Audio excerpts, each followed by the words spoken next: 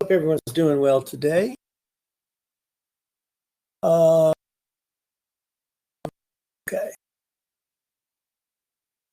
To discuss the normal, as you see, I've written across the board here. Many of you should be familiar with the normal distribution already. Normal distribution is commonly called a bell curve. You've heard that growing up in school. The reason it's called the normal distribution is because it's so common. It's very, very common. Scientists and mathematicians at one time thought this was normally what happened.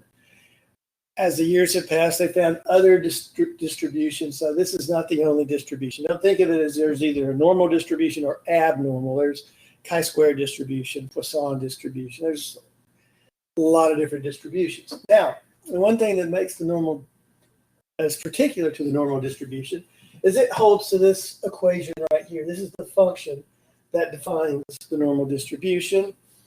Well, notice that there can be, like I said, there are a lot of normal distributions. Notice that in this equation, there's sigma here, the standard deviation is here, and the mean is here.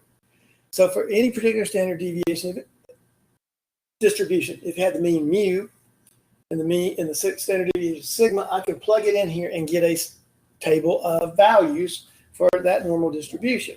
Now, if the standard deviation is small, what that would look like is the normal distribution would look a lot like a spike. A small standard deviation. It's going to be very pointed. Now, if it were a large standard deviation, then it would be flattened out like something like that. But those all three are normal distributions. And the normal distribution happens very often. Therefore, it's very important to us in statistics. Now, like I said, for every sigma that exists and every mu that exists, there's a different standard deviation, normal distribution. Normally what happens if you want something, you want a particular normal distribution, you look it up. Now, if we had there's an infinite number of sigmas and mu's we can put in here. That would mean we'd have an infinite number of normal distributions. And if each was a page in a book, that'd be a page with an infinite number of pages, which would not fit in the library, might not even fit on your computer. That's a big problem.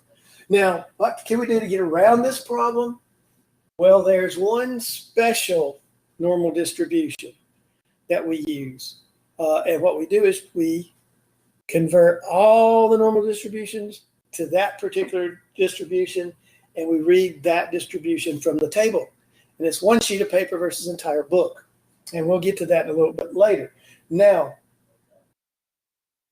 which distribution is this? First of all, what's special about this? One thing special about it is the mean is in the center. The mean is in the center. And this is symmetric about that mean. So, what would be a smart choice for a mean that has symmetry? Let's pick the normal distribution in which the mean is 0. That way we can use that symmetry to our advantage. Now also, what would be a good choice for our standard deviation? Standard deviation, suppose that we had a problem in which the standard deviation was 1/2. So 2 standard deviations would be represented by the number 1. 3 standard deviations would be represented by the number 1.5. Kind of confusing. Wouldn't it be better if 1 standard deviation equaled 1 standard deviation, 2 standard deviations equals 2 standard deviations, 0.315 standard deviations equals 0.315 standard deviations? Most certainly would. So for that reason, we're going to set our special normal distribution to have a standard deviation of 1. Therefore, 1 equals 1, 2 equals 2, etc. And this is going to have a special name. This is called the standard normal distribution.